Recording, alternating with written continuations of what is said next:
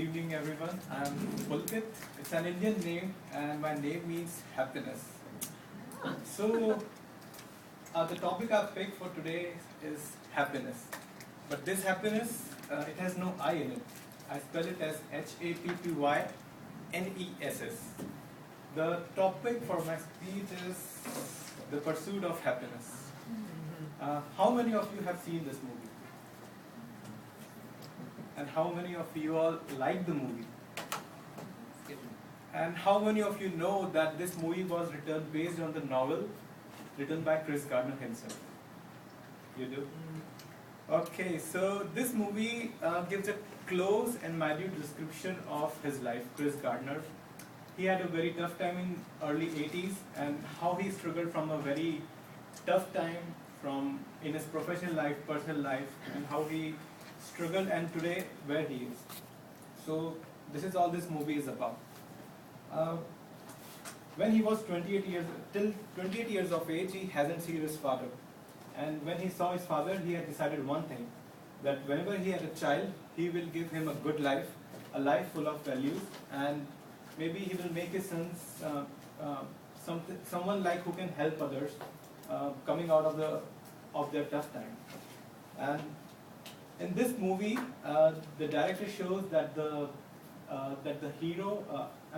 son of the hero is 4-year-old and his struggle long lasts for 6 months.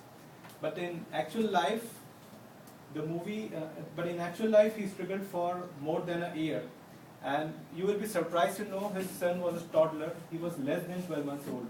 So he had to carry his child. He was homeless for more than a year. And he has to carry all the stuff which he used to possess to his office, and then he lied to his office co-workers that I still have a home and I'm living a good life.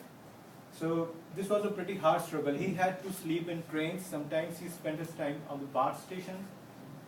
And you can imagine a life with when you have no job, when you have no money, you have a toddler in your hand and you want to give him a life which you never had. So you can see that how inspiring this person was.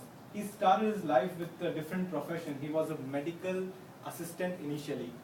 Then he became a salesman. Then he became a stockbroker. Then he became a CEO of his own company.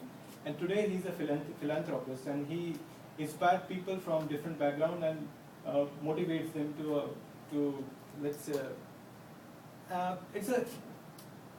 he always gives one quote to everyone.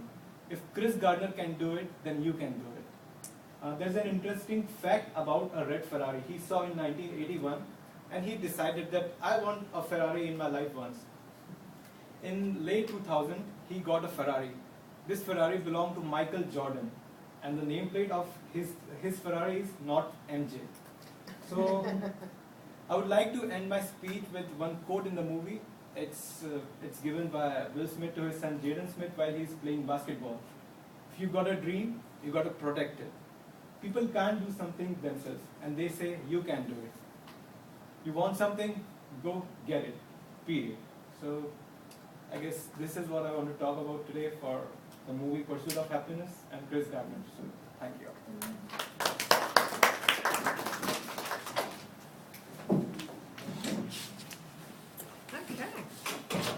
Nice. Good. I've picked up that movie at the video store a couple times, and I've never I bring it home and I don't watch it because I don't have time, so I've got to watch that. It's been on TV too. I think it has. So. Good. Okay. How are you feeling up there? Initially, I was nervous and shaky, but maybe halfway through, after that, I was okay. Okay, right. And what do you think turned that around for you? Was it audience reaction, or just that you were getting comfortable up there, or can't tell?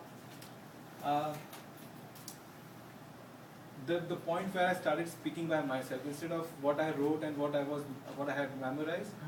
I just left it aside and I was just concentrating on the points. There you go. After that, I think I was better. Okay, good.